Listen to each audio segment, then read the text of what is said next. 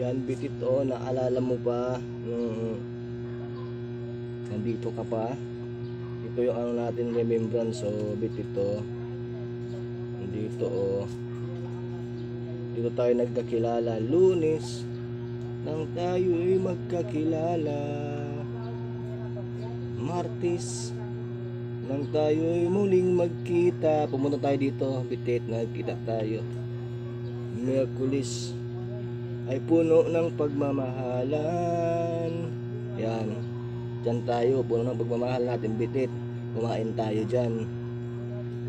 Huwebes ay inibig din kita. Bumalik tayo ng Huwebes. Yan o, bitit o. Biyernes, yan o. Yan, Biyernes. Sabado.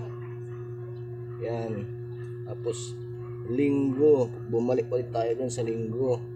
Bali isang linggo tayo pumunta dyan, bitit. Yan, o, naalala mo pa yung bitit. Ito o, dyan tayo pumunta, bitit. Alala mo pa ba yun? Dyan tayo kumain sa isang restaurant o. Yan o.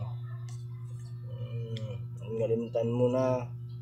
Nalimutan mo na o. Lunes, Martes, Miyerkules, Biyernes, Sabado, Linggo o.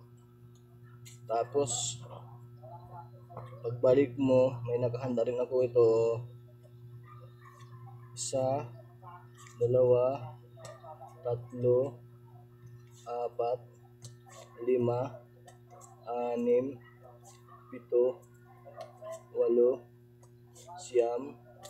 7, 8, 9, 10, 11, 12, 13, 14, 15,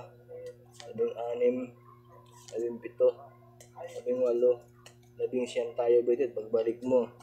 Yung dati 7 lang, ngayon 19 na, nakahanda to, bitit. Kakain ulit tayo sa isang sikat na restaurant. Masarap kumain doon, malamig, bitit, tahimik. Balik na agad, bitit. Ati man atong nahandahin mo, makain tayo sa isang restaurant o may discount card tayo, diba? Bumalik ka na, bitit, ha?